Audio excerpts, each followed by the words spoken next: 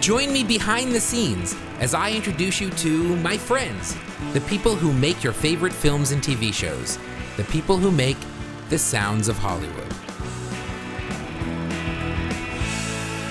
Hi, welcome to the Sounds of Hollywood. I am Michael Lieberman, your host. You know, about 3 years ago, my wife and I moved out of the house we'd lived in for 17 years. We moved into that house right after we got married, and both our kids were born there and grew up there. And when we bought it, it was a real fixer-upper. And we'd spent, a long time making that house our own. And I had built a studio in the garage, what was the garage, where was my office. And I worked in there, for 17 years. That was my office. And we sold the house and moved away, like down the street. And some of our old mail went to the old house. So I get a call from the guy who bought our house from us. Hey, I have some of your mail. Come get it. So I went to my old house to get the mail. And I walked in to the studio, and they, I used it for my needs and they used it for their needs. And they were using it for their dogs who had peed everywhere. And my beautiful hardwood floor that I had put down in the studio was, kind of destroyed, and it was a kennel. And look, that's what they needed it for. That's why they bought the house. I get it, But it was like, it broke my heart because that was my studio and now it wasn't anymore. And I had a sort of similar fear when I walked onto the mix stage of Deadwood, because that was for me very much like coming home. I had done this series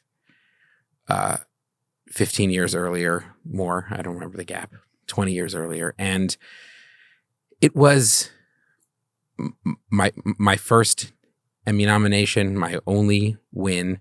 It was it set my career in motion, I think, in a lot of ways. And I don't know what my career would look like if I hadn't done Deadwood. And it was one of the greatest experiences of my life. And it really felt like going home. And I find out Bill Frisch is going to come back as the mixer, and Ben Cook is coming back as the sound supervisor, and we're getting the team back together. And then I show up to the dub stage, and it's not Ben, and it's some other guy, Mandell, that I'd never met.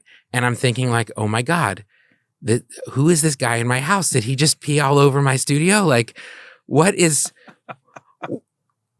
happening here?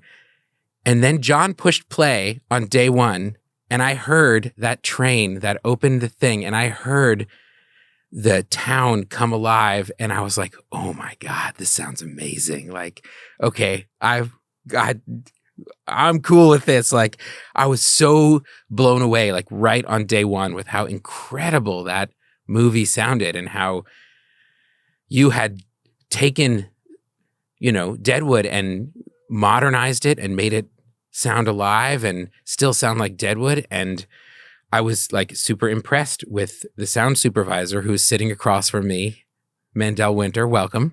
Thank you. Nice to be here.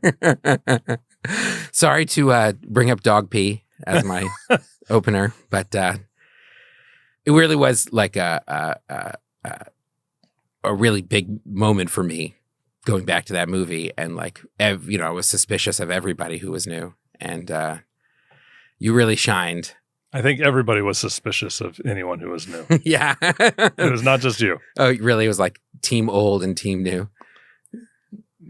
Everybody wanted it to be as close to what the original was as possible. And still make it sound modern and new and fresh. Exactly. Right. The impossible. Yeah. Make it new, but make it sound old. Right. Exactly. Yeah. Do both things at once. Yep. You are a sound supervisor. I have wanted to have a sound supervisor in here as a guest since the beginning, because you guys are, I think it tips off with the word supervisor that you are integral to everybody's process in sound. When people ask you what a sound supervisor, what your job is, how do you explain what you do? We're pretty much responsible for everything you hear except for the music. Right. So when you say everything you hear, I think a lot of people don't realize that the sound in a TV show or a film is broken into really like 5 or 6 really distinct categories. Right. And every one of those categories has its own editor, someone whose job it is to edit that category of sound. And you started when? 2000. When did you start? Supervising or no? Just when was your cutting? Just coming into Hollywood. I came to Hollywood in 1998. 98. Yeah. And you began in Foley, is that right? In audio, I began in Foley, but it was for foreign versioning. So explain that. What does that even mean?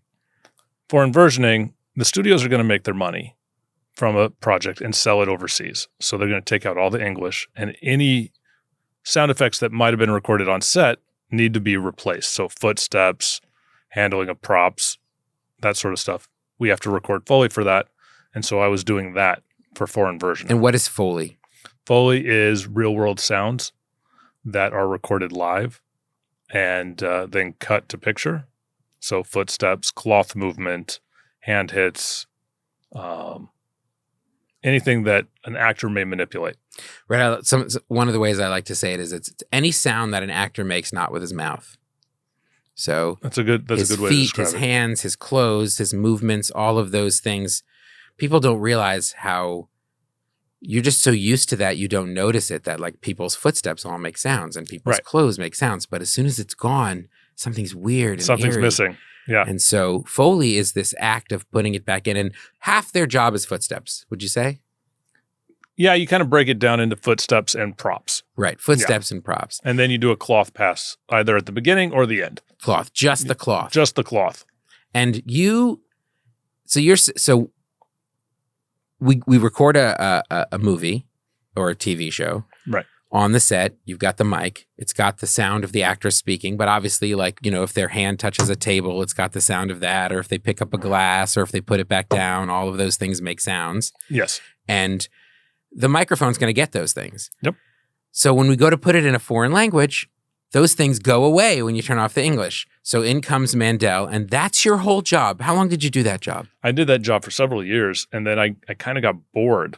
And so they started having me cut sound effects and prep other elements for the foreign versioning. Who's they? Where were you? I was working for a company called VidFilm, which was later bought by Technicolor. And how did you get that job?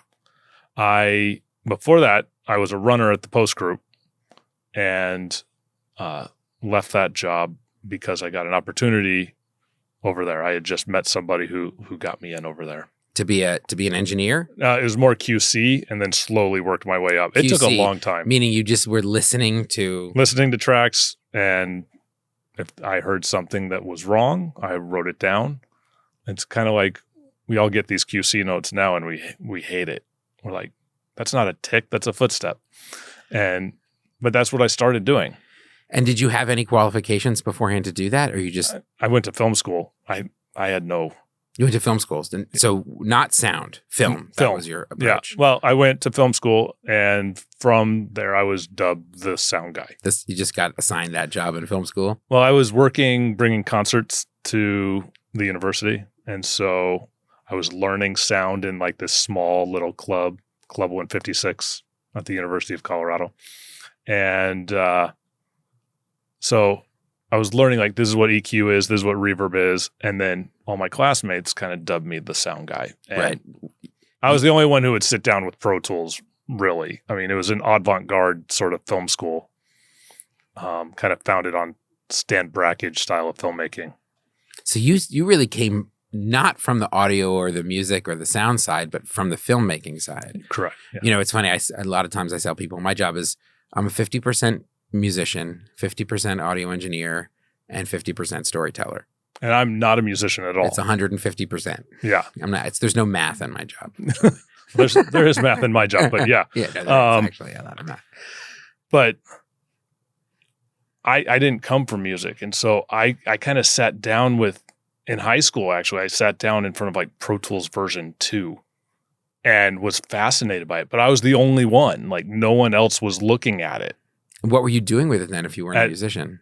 I was just in this film class in high school and kind of playing with sounds and transferring mag into Pro Tools and seeing what I could do with it. Like, the professor didn't even know what to do with it.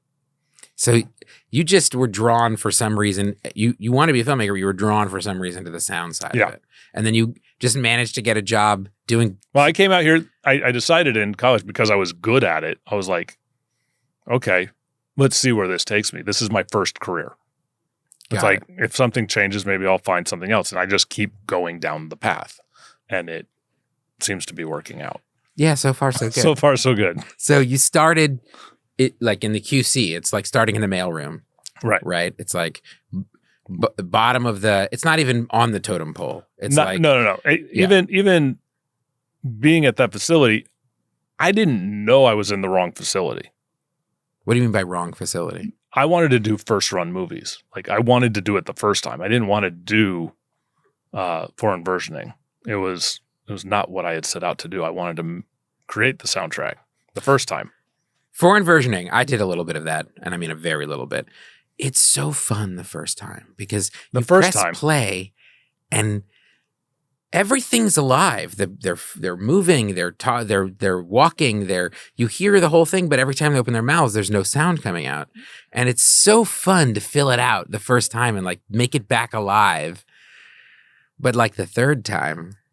And it was years that I did that. Yeah, the 50th time. And it turned around 2005. I went to the wrap party for Kill Bill. And we had a mutual friend, my roommate and I, who I believe she was the production designer's translator because she spoke Japanese.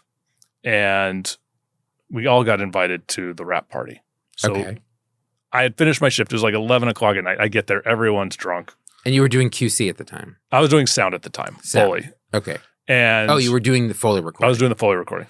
And so I went there and I saw my roommate and he's like, you've got to meet this woman. And she's one of the sound designers on Kill Bill. I was like, okay, great. Absolutely. So I sat down with her and we're drinking and talking and we're the same age. And I'm like, you're doing something right. I'm doing something wrong. Can I sit in with you? And she was like, absolutely. I was like, are you sure? I'm going to call you tomorrow because I finally found a door to knock on. And she let me sit in with her. And I sat in. Just like sit behind her and watch her work? I sat next to her watching her work. And I was there from 9 a.m. until about 2 p.m. We'd break at 1 for lunch. So I'd at least get a little social time with everybody and get to know people. And then I drove to Technicolor and did my shift. And what was she working on at the time? Kill Bill 2. Oh. And so I sat in with her and then she would have to go somewhere to a stage or something. And she'd say, well, go sit in with someone else. And I sat in with pretty much everyone on the 7th floor at Sound Deluxe. I was there for practically 2 years. And with no official capacity. No official capacity. I'm sitting there like they're all used to seeing me every morning. Eventually, you would just go to work somewhere where you didn't have a job. I wasn't getting paid, no job, sitting in, learning. That's pretty weird. It's I look at it as dedication. I would agree. There's no other word for it. Eventually, David McMoyler I think he was working on Flight Plan, and John Title was his sound designer. And he's like, can you conform something for me? And I didn't know how to conform, but I was watching people conform. So I was like, yeah, let me give it a shot. And so you want to explain what conforming is? Conforming is when you get picture changes, you've got to get the sound back in sync. So if they delete a few frames, you've got to delete a few frames. If they add a few, you've got to add it. So I helped him with that. And very technical, mathematical process. And it's very monotonous. Yeah, except you have all these sort of seams where you have to smooth it out. And you got to fix it. Yeah, you got to patch it and fix it. And so eventually David had a freebie movie that he's like, hey, do you want to cut this? I was like, sure.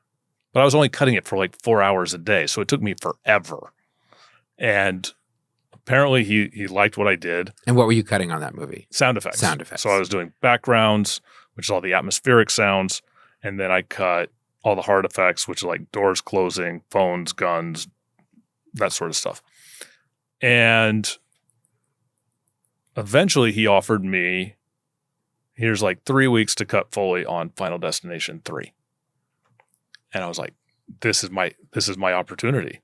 And you knew Foley inside and out by this point. I knew Foley. He's like, I want you to cue and cut Foley. And I was like, I had never really cued Foley at that point, but I was like, I get the idea. And what does that mean to cue Foley? You kind of tell the Foley artist where the cue starts and stops and what you want them to do, like footsteps in boots on cement. So there are, I think a lot of people, like Foley is always kind of like a team, and it's usually a team of 3, right? You've got 2 Foley artists who are the people, like the talent in front of the microphone. It's their feet, it's their hands, they're doing it. And then you've got the Foley engineer, who's the guy behind the computer, like the engineer doing the recording. Right. And were you ever in front of the microphones, or were you always doing I was always behind the You were microphone. always just being a Foley engineer. Yeah. And then occasionally I would record myself if not an just, artist wasn't there. but And I was like, oh, I need an extra hand hit for something as a pickup, but not on this job. I'm going to tell you something crazy. You ready? So years ago, I had a studio that I was sharing a space with a guy named Don Peake, who is like a musical legend. He was the first white guitar player in Ray Charles's band. He was in Phil Spector's Wrecking Crew. He played, Marvin Gaye's Let's Get It On? The womp, womp, womp at the beginning? That's Don. Oh, cool. Yeah. Like, he's a legend. He's got a guitar in the Rock and Roll Hall of Fame, whatever. He played on Jackson 5, whatever. I could rant about Don forever. He's like, whatever. But Don and I owned a studio together. The idea being, we both need studios. I was, working on a composing career at that time. We both need studios as, to make music. So we might as well do some post-production in the studio to make some money.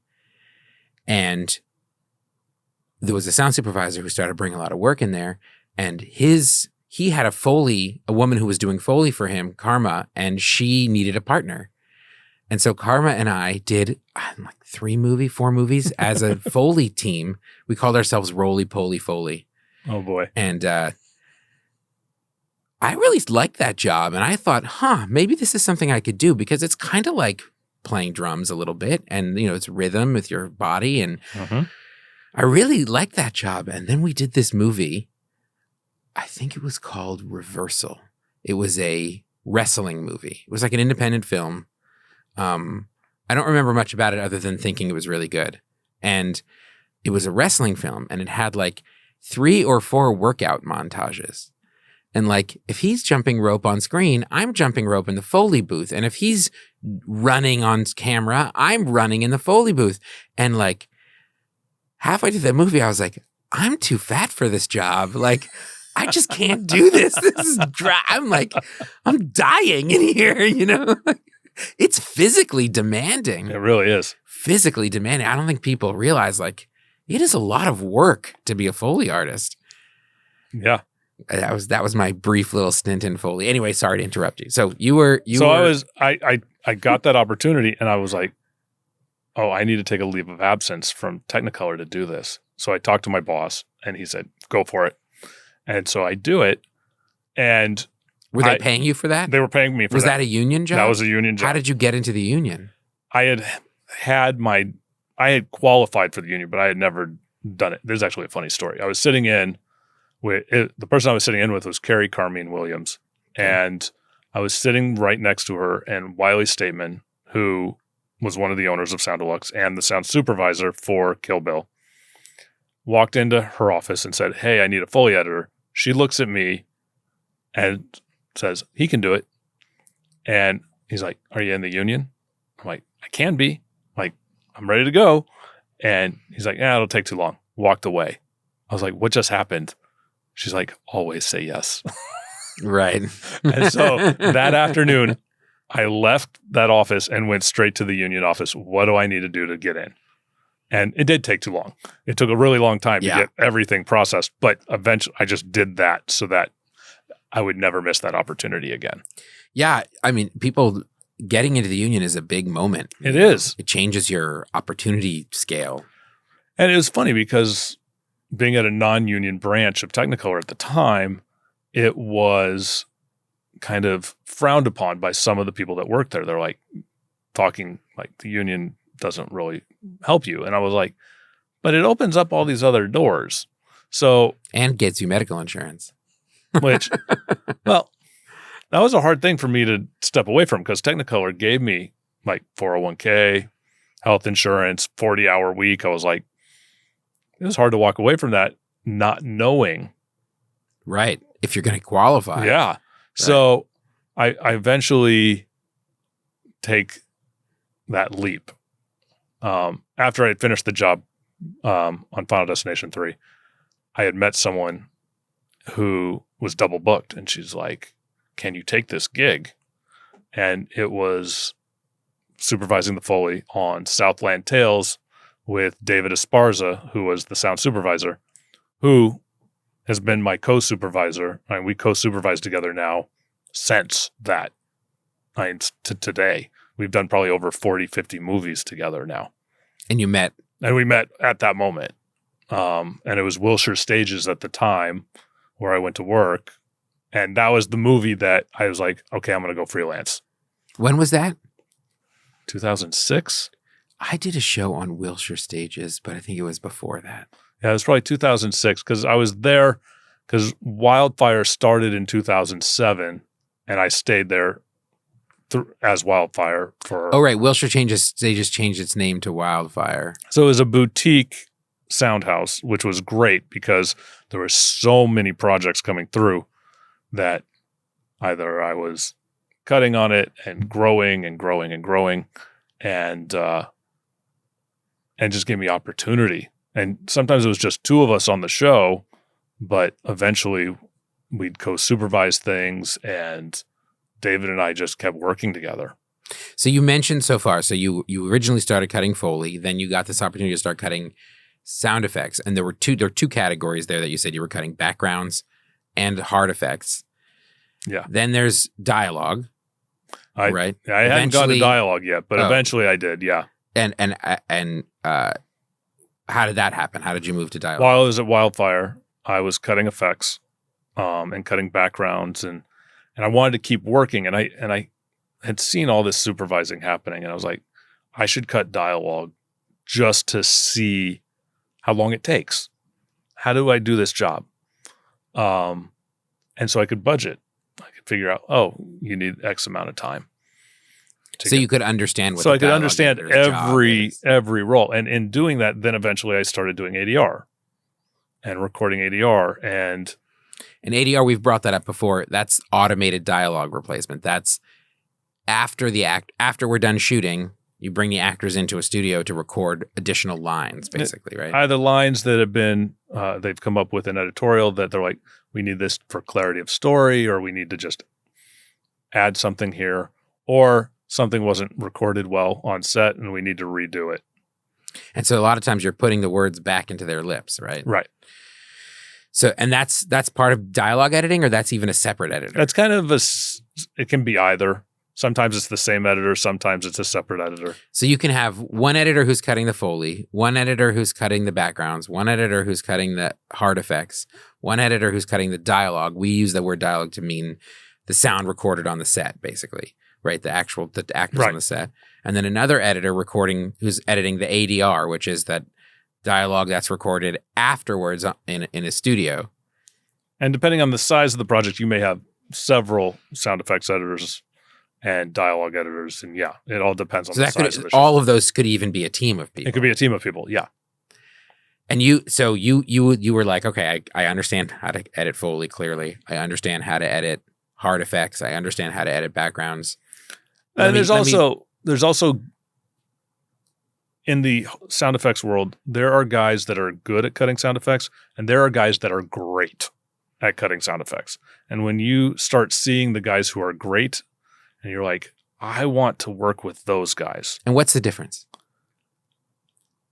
Like when I'm working with David has just this cinematic knowledge. He knows what sounds will work, how to shape them. You may not necessarily need to hear all of it, and he'll pick the moments and help create the drama and steer the story with the sound effects.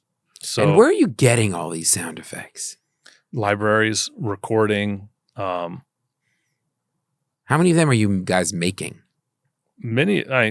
It depends on the show and what's needed. Like sometimes you create stuff from different instruments that you might be using or a composer might be using. We'll use it for sounds. And so we'll put different samples in and create something new that way from just raw recordings. Maybe it's a wind recording or water or whatever. And then you just manipulate it. You manipulate it to create that new drone or that new sound for that sci-fi show or whatever. You come up with different ideas. But there are great sound designers and sound effects editors out there. And so I was like, I want to surround myself with the greats. And I'm like, I'm good at effects editing, but these guys are great. And I want those guys. And I'll take up a different part. And so you moved to dialogue, you're saying, so that you could watch these others? Well, just because it's interesting with David and I, his strengths are my weaknesses and my weaknesses are his strengths. And so we're a really great team like that. I'm really good at putting the team together. I'm really good at managing the team and working with the studio and working with the picture department and just being that conduit. And this is where the sound supervisor, and that's why I was kind of walking down that path of how you had spent time really doing every one of those different editorial jobs. Because like you said, there are people who just dedicate their lives to sound effects editing, or people who dedicate their lives to one of these, to just recording the Foley or one piece of it. But once you kind of get the whole package together, you can step into the role you have now, which is sound supervisor, which is basically all of those editors answer. They don't really answer to me. I feel like we collaborate. Report to you. You're the point man for everybody who's not in your editorial department.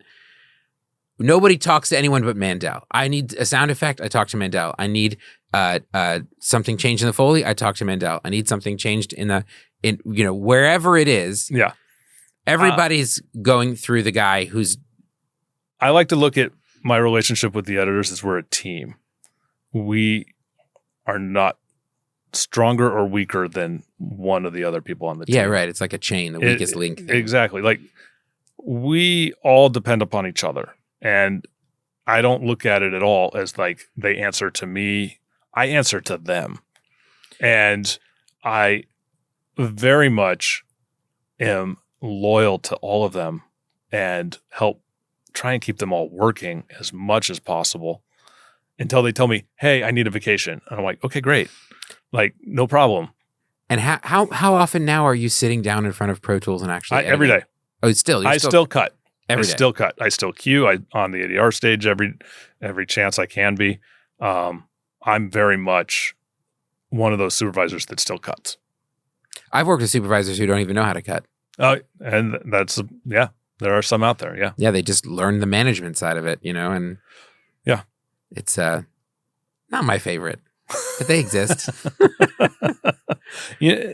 I'm always curious how other people do it because I didn't grow in the same way that a lot of them did.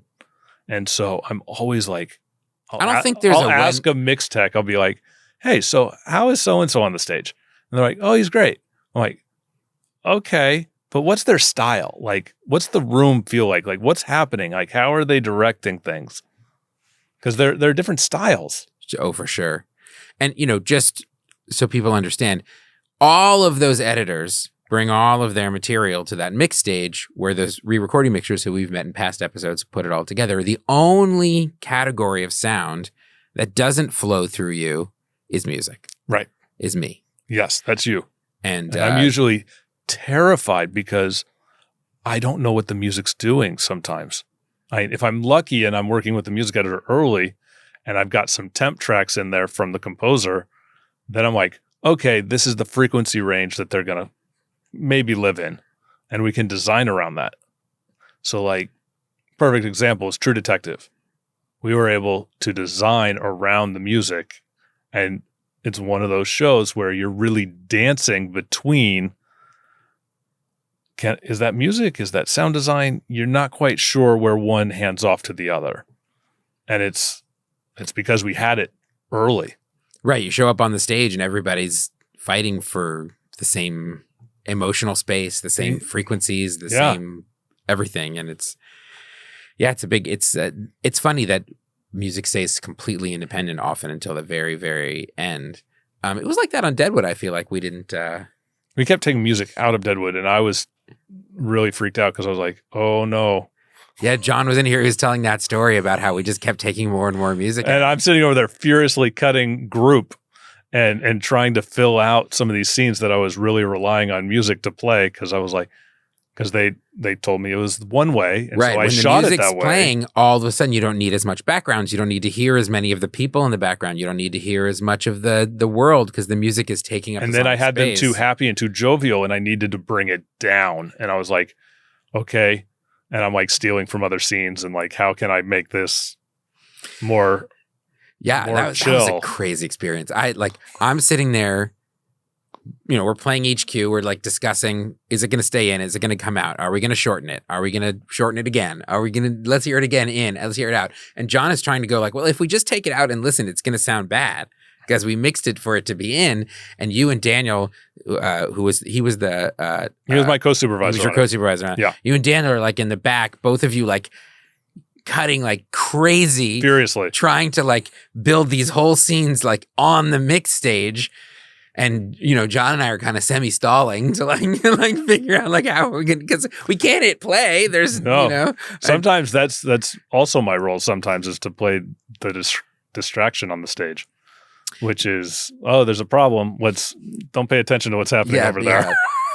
Back in the old days, they used to have the producer fader. And you tell the producer like, that sound that's bothering you, we'll bust it over to that fader, and the fader doesn't do anything, and it's just something to so they can go, that right there, that scares me.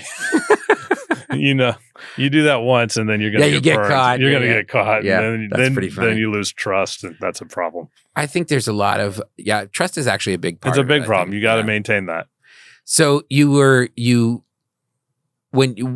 once you started supervising, that was it, right? You just been supervising ever since? Not necessarily. I mean, I've cut sound effects here and there. I've cut dialogue here and there, but I enjoy supervising and I enjoy putting the team together. It used to be that mixers really drove a lot of like how the sound team was going to be put together. Lately, it's been a little bit different. It seems like sound supervisors are putting the whole team together. And so they'll say, no, in this sound package, I'd like these two guys to mix. I think it would be a good combination. And so it's a little different now. Now you're putting the whole package together. And I'm assuming you like that better as a sound supervisor. With my control issues, yeah, probably. But yeah, it's fun because you can kind of help direct it. Like if you feel like these personalities would really gel with the director or the producer, you're like, yeah, this is going to be great. Yeah. I mean, a lot of what we do is collaborate. Everything we do is collaboration. It's a collaborative art form. An author can just lock themselves in a room and come out with a book. A painter can lock themselves in a room and come out with a painting. But to make a movie, you got to get like hundreds of people to agree to make one thing. It's amazing how any of this gets made. Yeah, I'm surprised we finish anything. It's amazing how anything gets made. And you were doing mostly features for your I was doing features career. for a long time. And I really wanted to be a feature guy. And it was after I had gone to Sony, I had sat down with someone who's not there anymore. He's at a different studio now, who suggested that maybe you should consider some of this premium television. And I was like, I don't know. I want to be a feature guy. I don't want... But he planted the seed in my head, and it was like, okay.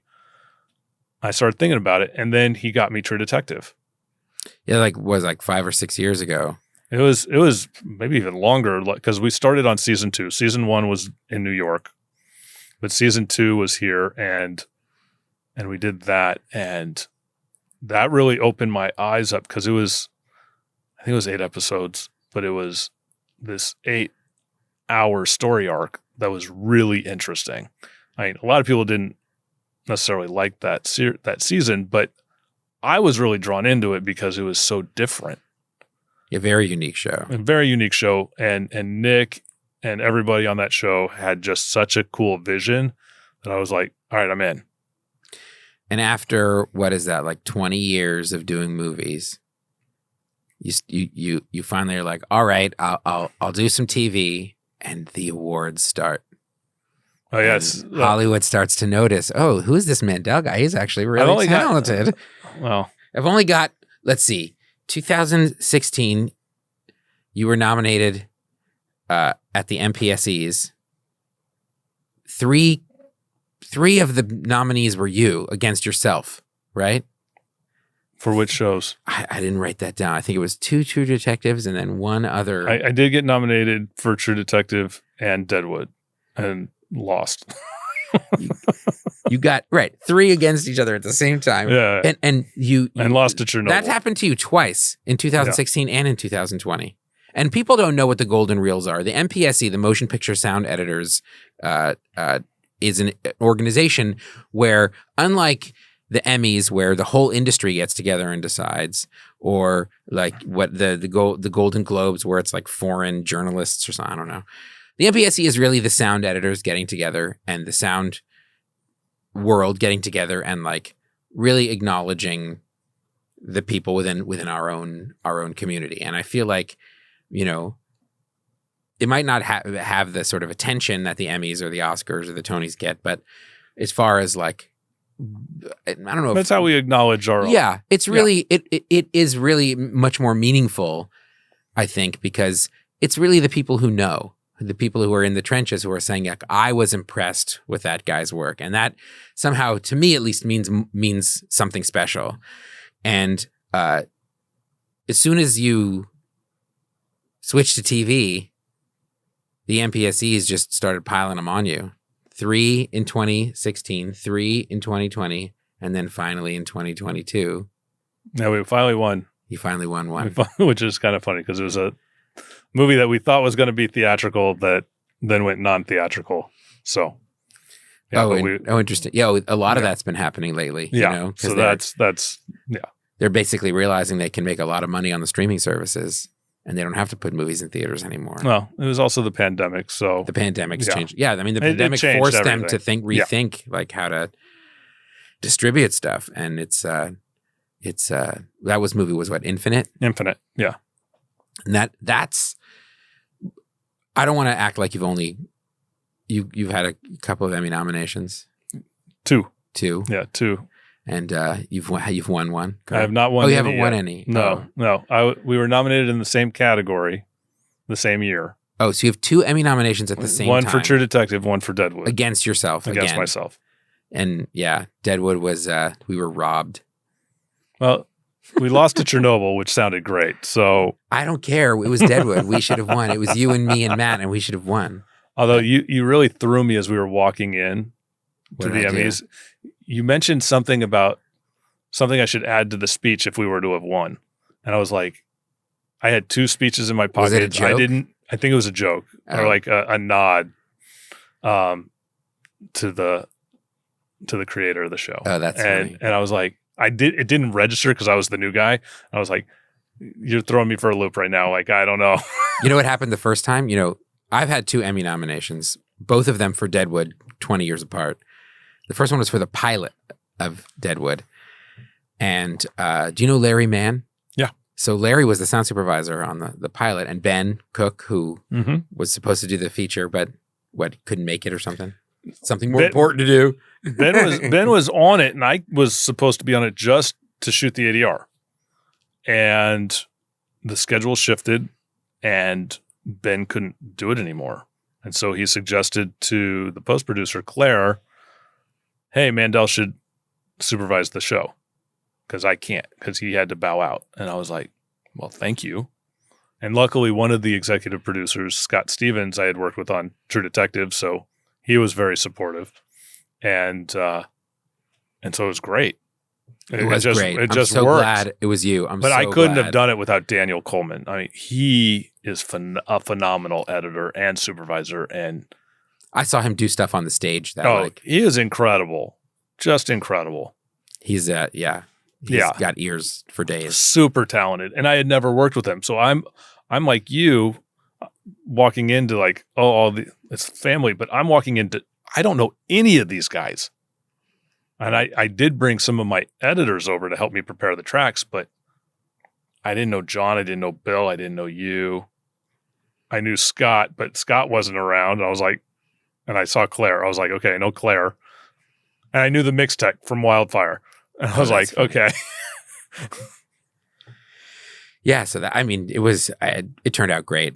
It did turn out great. And so the first time we were nominated, Larry Mann was the sound supervisor, and Larry's he's not a public speaking kind of guy, and so we get there, we're sitting there, and Larry's very nervous, and he turns to me and he goes, look, if we win, you have to talk. And I think people probably figured out by now that I really love the sound of my own voice. So I was like, great. Right. And and then Larry's wife goes, come on, man, be a man. Like, don't, you can handle it. And he's like, okay, I'll do it. So I gave him a joke. Okay. Probably similar, not the same joke, but I gave him a joke. I said, Larry, listen, when you get up there, nobody wants to hear you thank a bunch of people whose names you're going to forget. You're going to get flustered. You're going to forget to thank someone. You're going to feel, just do this. Just get up there and say, the writers from Deadwood wrote me an acceptance speech, but due to the language, I can't read it here tonight. That's what you told me. Oh, I was the joke. That was and the I was thing like, you told me. Right. And then just say thank you and get off stage. It'll get a huge laugh. You won't have to remember anything. Right? Just one joke. And he's like, okay, if I get nervous, I'll do that. He's like, I'm going to try to remember it, but if I get nervous, I'll do that.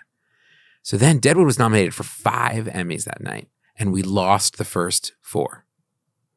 So nobody goes 1 for 5, right? You have these big sweeps, So Ben Cook leans over and goes like, all right, I guess we're off the hook, guys. Nobody goes 1, we're not winning. And so Larry breathes this sigh of relief, I don't have to give this public speech, and then we win. And so now Larry's double flustered. We walk up on the stage. Larry's cold sweating. He's standing there holding the statue, and he says, I'm not going to do it justice, but he says something like, I had a script from Deadwood, but I couldn't read it because, the language. Thank you. And the whole audience, everyone's just kind of staring confused. We watched on TV later, and there's this awkward pause where people don't was that English? And then you see in the background, I am just cracking up because I'm the only one who knows the joke that he's trying to tell, that he's flubbing. That was his backup plan, and he's flubbing. Oh my God, it was so funny. It was the best moment. Anyway. That's awesome. And then I was like, oh, I must have given you the same joke. I was like, yeah. As we were walking into the venue. Oh, that's funny. And I'm like, oh, I'm never going to remember that. I'm asking my wife, do you have a pen? I'm like, well, unfortunately, you didn't have to give that speech. Unfortunately. But there'll be more coming. We got a lot of nominations for that OFTA award, whatever that is, and the HPA awards. And oh, yeah. A lot of nominations for Deadwood, but no wins, which is unfortunate because it was so good. But, it's just... Well, there's so much good content now. I mean, that is true. It's so hard to narrow it down. I don't know how people can. The truth of the matter is nobody deserves an award. There's way more people who deserve it than there are awards. Absolutely. Sort of the other way around. I've never seen a show where I'm like, that show is so good that everything else in Hollywood doesn't hold up. There's so many talented people doing so many good things now. Oh, there's brilliant people in this town. And it's really like you said, and I think the streaming services and the pandemic and all of that has caused this real explosion of really great television that's coming out. You and I have a project coming up soon. We do in the new year. Yeah. I don't know much about it other than you and I are doing it. Yeah. Coming up in the near future. Coming up in the near future. Yeah. Here's what I do know. They're using a legendary composer, Rachel Portman, who is she's a legend, and she's British. And so she's using a music editor in the UK. And my entire job coming up, Mandell, you ready? It's going to be very hard, is just to handle the time zone, handle the mix stage, because their music editor, the real music editor on this show is going to be sleeping when we're mixing. Right. So my whole job is going to be just hanging out on the dub stage. The best part of the job. Well, there you go. I can't wait. We'll take care of you on the stage. Mandell, it has been an absolute pleasure having you here. That time just flew by. I know. We could talk another hour. Yeah, we could, except I can't afford this studio for them. Understandable. This incredible place where we do this podcast. But I really honestly cannot wait to do the show together again. It was such a pleasure the last time on the Dub Stage. And what a lot of people also might not know is that I've bumped into you in at least 4 grocery stores. I might be slightly exaggerating. Yeah, something like that. I mean, we bump into each other in real life more than we do at work. Costco and Ralph's and Target. Yeah. We obviously live in the same neighborhood. Obviously. But I'm glad that I bumped into you at Costco last week and managed to con you into coming in here and happy to telling us all about your really, really awesome career. And I can't wait to see what the future holds. It's been a fun road, and I can't wait to see what's next. Thank you. Thank you.